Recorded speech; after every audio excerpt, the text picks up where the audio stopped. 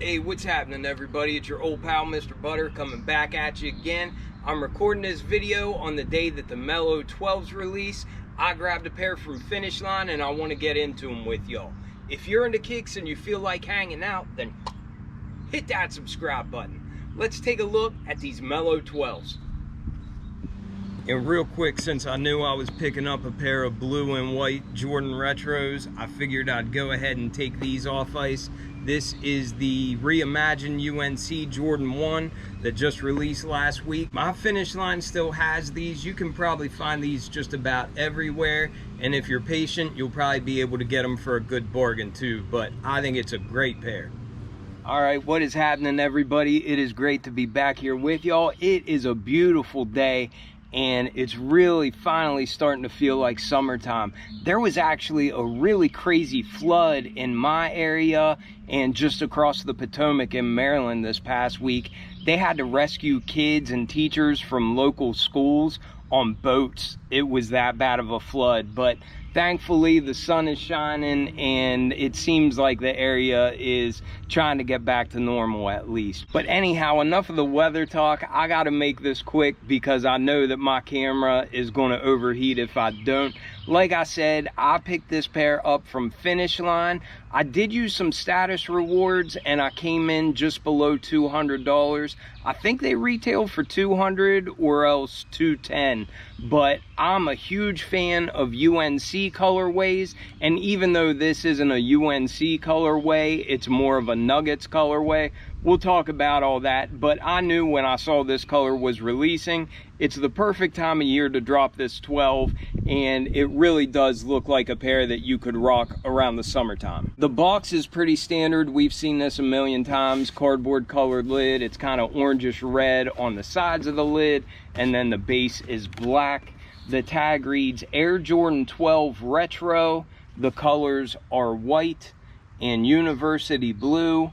And even though we do associate that colorway so many times with a UNC colorway, they call these the Melos because Melo rocked them when he was playing with the Nuggets. But let's get into the good stuff. My goodness, these are clean. So they refer to this as the Melo 12. I believe this colorway was first released in 2004, and this might be the first time that this color has retroed. I should have looked that up, but I don't remember these ever coming out since the early 2000s. Jordan played his last game in the NBA in 2003. I think this colorway came out in 2004, and I think Melo was kind of used to promote the Jordan brand at that time since Jordan was no longer playing. But I know that there was a good period where everybody was looking to see what Melo had on feet. He was a rising star at the time, and of course he went on to have a Hall of Fame career.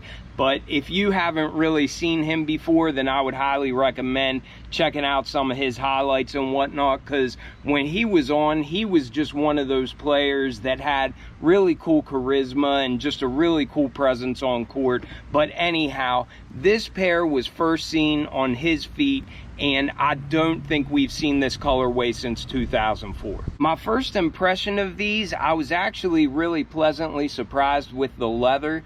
I would say that this leather on the upper is a little bit better than your standard Jordan 12 leather. That being said, it's not really premium. I just think it feels better, a little bit softer, and a little more natural than what we're accustomed to getting on some Jordan 12s. While I'm pleased with this leather, there is a couple of little imperfections that kind of jump out at me. The most blatant one is on this left toe box. The right one is perfect. There's no imperfections there.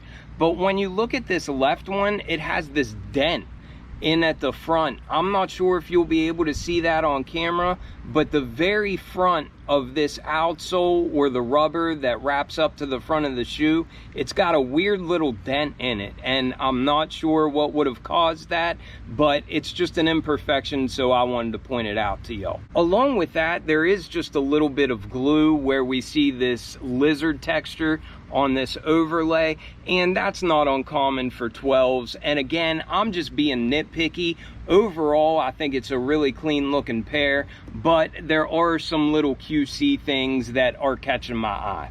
As far as the colorway goes, it doesn't get much better than University Blue, white, and then we do have little hits of black like on that tag on the back, but I just think it's such a clean color combination. Obviously, it's going to look great on a Jordan Retro. Looking at the outsole, even that looks incredible with these colors. We have herringbone traction under the forefoot and then the heel, and that's in a white color. But then surrounding that, we have a nice University Blue rubber, and at the midfoot you can see some cutouts and you can see that carbon fiber showing through. Then at the front we have a little black 23 accent, as well as a white Jumpman that wraps up to the front of the shoe. From the side profile of the shoe, you can see that blue from the outsole wraps up to the midsole area. It is met by these white foam areas that have that lizard skin texture on it. You have it on the outside of the shoe as well as the inside of the shoe. And I've always liked the way that texture just kind of merges into this overlay that we have on both sides of the shoe as well. But of course that carries on that lizard skin texture. That's just in a white color. We have our little plastic accents that say Jumpman on the outside of the shoes, and then on the inside of the shoe it just has a plain white plastic accent. When I look at the QC on Jordan 12s, I always look at how well they line up right in this area, because a lot of times that gets messed up and it really throws the shoe off whenever it doesn't line up well, but this pair lines up pretty good. As we get towards the back of the shoe, we have some white foam areas, and then once again on the heel we see that blue rubber from the outsole wrap up, and we have that 23 accent, and right above that we have that classic tag that says Jordan, quality inspired by the greatest player ever. These lizard skin overlays really don't feel like it's a quality material, but the tumbled leather that we have on this upper does feel nice and soft, and it's just very clean, nice and bright white. I love white shoes in the summertime. I don't know if it really helps keep your feet cool, but I just think it looks so much better to have a bright color of kicks during the summer heat. And of course we have all these rows of stitching that was inspired by like the sunrise on the Japanese flag, but it really gives these things a cool kind of ribbed effect. Our tongue is more of that white tumbled leather, and underneath the laces you can see in University Blue it says 2, and then at the bottom it has the number 3 on there, and that's just embroidered on. These came with white rope style laces. I can't imagine putting anything else in them, honestly. The top of the tongue has a blue embroidered Jumpman, and then we also have those cool metallic accents up here with the little Jumpman on it as well. It looks like our sock liner is University Blue, and then our insole is University Blue, and it has a little white Jumpman down on there. But that was a pretty quick look at these Melo Jordan 12s. I think they look really clean. There are a couple of little QC issues, but overall I think it's a great looking pair of kicks. I haven't brought it up in a while, but I am on a quest to get to 25,000 subs in the year 2025. So if you're watching to this point and you haven't yet hit the subscribe button, do me a favor and hit that thing. I appreciate you all watching tremendously. I hope you all have a wonderful day, and I will catch y'all on the next one. I'm out.